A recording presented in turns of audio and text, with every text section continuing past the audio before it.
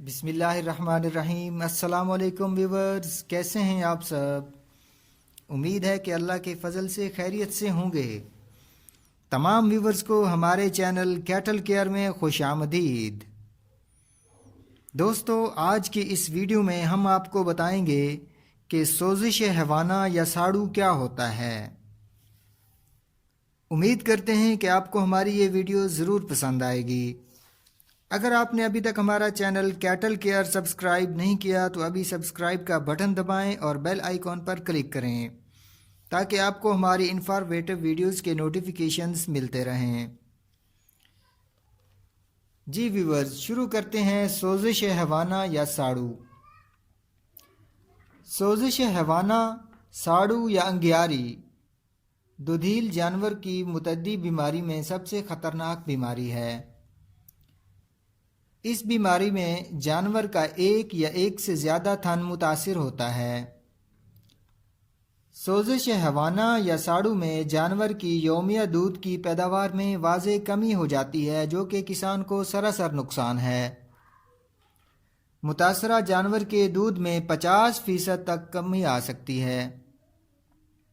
दूध का मियार बुरी तरह मुतासिर होता है और दूध इस्तेमाल या फ़रोख्त के काबिल नहीं रहता।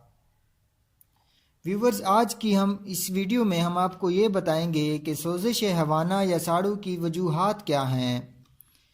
सोजिश हैवाना या साड़ू के फैलाव की वजूहात हम एक एक करके आपको बताएंगे ताकि आपको इल्म हो जाए कि ये किन वजूहात की बुनियाद पर फैलता है। नंबर 1, जरासीम का थन में दाखिल हो जाना। नंबर 2, बछड़ों को चुवाई के बाद दूध पिलाना। नंबर 3, गंदे हाथों से चुवाई करना। नंबर 4, गंदी या गर्द आलूद जगह पर चुवाई करना। नंबर 5, बाड़े या शेड में गोबर या पेशाब का जमा हो जाना। नंबर 6, गंदे बर्तन, कपड़े या नाहमवार फर्श पर चुवाई करना। नंबर 7, नामुकम्मल चुवाई करना। नंबर 8, शेड का गैर मुनासिब अंदरूनी या बैरूनी निज़ाम। नंबर 9, हैवाने या थन पर ज़ख़म का मौजूद होना। नंबर 10, फफूंदी लगी खुराक का इस्तेमाल कराना। नंबर 11, मैदे की तेज़ाबियत का बढ़ जाना। दोस्तों, अगर ये वजूहात आपके जानवर में मौजूद हैं तो इसकी वजह से सोजिश हैवाना या साड़ू की बीमारी हो सकती है। अब हम आपको ये बताएंगे कि सोजिश हैवाना या साड़ू के पैदा होने का अमल किस तरह वकूअ पज़ीर होता है। दूधियल जानवरों में चवाई के तकरीबन 25 मिनट बाद तक थन का सुराख खुला रहता है। इस दौरान जरासीम थन के रास्ते हैवाने में दाखिल हो जाते हैं। हैवाने में यानी जानवर में जरासीम एक कॉलोनी की शक्ल में परवरिश पाते हैं और ऐसे जहरीले और ख़तरनाक मादे खारिज करते हैं जिसकी वजह से हैवाने पर सोजिश हो जाती है और जानवर की दूध की पैदावार और मियार बुरी तरह मुतासिर होता है। ये बीमारी एक जानवर से दूसरे जानवरों में बड़ी आसानी से मुंतकिल हो जाती है।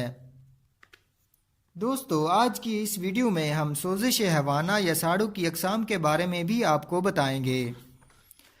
सोजिश हैवाना या साड़ू की 2 अक़साम हैं। पहली किस्म ज़ाहरी हालत, दूसरी किस्म बैरूनी या मख्फी हालत।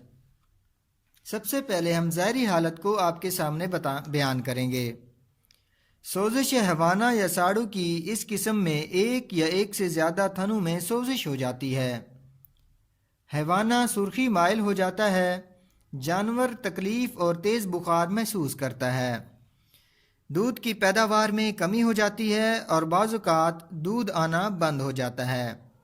ज़ाहरी हालत के जो नुकसानात हैं वो हम आपको चीदा चीदा बताते जाते हैं। पहला नुकसान ये होता है कि दूध की पैदावार में कमी आ जाती है और बाज़ औक़ात ऐसा भी होता है कि दूध आना बिल्कुल बंद हो जाता है। दूसरा नुकसान इसका यह है कि दूध का जायका भी बदल जाता है।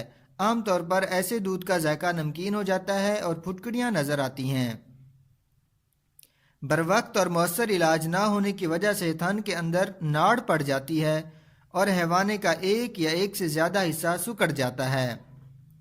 دوستو، سوزش حیوانہ یا ساڑو کی دوسری قسم کا نام ہے مخفی حالت۔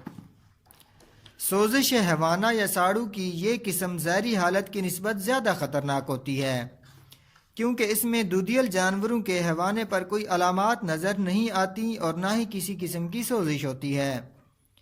جانور بظاہر تندرست نظر آتا ہے، پر دودھ کی پیداوار کم ہو جاتی ہے، اور اس حالت میں دودھ میں سومیٹک سیلز کی تعداد میں اضافہ ہو جاتا ہے۔ 90 سے 95% جانور مخفی ساڑو کا شکار ہوتے ہیں۔ سوزش حیوانہ یا ساڑو کی واضح علامات نہ ہونے کی وجہ سے مویشی پال حضرات کو بیماری کی موجودگی اور اس سے ہونے والے نقصان کا اندازہ نہیں ہوتا۔ دوستو، آج کی اس ویڈیو میں ہم آپ کو سوزش حیوانہ یا ساڑو سے بچاؤ کا طریقہ بھی بتائیں گے۔ سوزش حیوانہ یا ساڑو سے بچاؤ کے لیے آپ کو بتائی جانے والی یہ تدابیر ہیں جو آپ کو کرنی چاہیے۔ نمبر 1، چوائی سے پہلے اور بعد میں ٹیٹ ڈپ یا سپرے استعمال کریں، یعنی حیوانے کو اچھی طرح سے دھو لیں۔ نمبر 2، دودھ نکالنے والی مشین کو صاف اور ٹھیک رکھیں اور تجربہ کار فرد کے ذریعے استعمال کروائیں۔ نمبر 3، سوزش حیوانہ یا ساڑو کی واضح اور ظاہری علامات والے جانوروں کا بروقت علاج کرائیں۔ نمبر 4، بچہ دینے سے 2 ماہ پہلے چوائی چھوڑ دیں اور وقت پر خشک کرنے کے لیے کوئی اینٹی بائیوٹک استعمال کریں۔ نمبر 5، جن جانوروں میں بار بار سوزش حیوانہ یا ساڑو کا مسئلہ آتا ہو ان کو باقی جانوروں سے علیحدہ کر دیں۔ سوزش حیوانہ یا ساڑو کے علاج اور روک تھام کے لیے فارمر یعنی کسان کو کافی جدوجہد اور پیسہ خرچ کرنا پڑتا ہے، اسی لیے فارمرز کو احتیاط کرنی چاہیے، جیسا کہ کہتے ہیں کہ احتیاط علاج سے بہتر ہے۔ دوستو، اب ہم ویڈیو کے اس حصے کی جانب بڑھتے ہیں جس میں ہم آپ کو سوزش حیوانہ یا ساڑو کے لیے احتیاط اور علاج بتائیں گے۔ سوزش حیوانہ یا ساڑو کے کنٹرول اور بچاؤ کے لیے سب سے مؤثر طریقہ چوائی یعنی ملکنگ سے پہلے اور بعد میں حیوانے اور تنوں کو دھونا اور جراثیم کش محلول میں ڈبونا ہے۔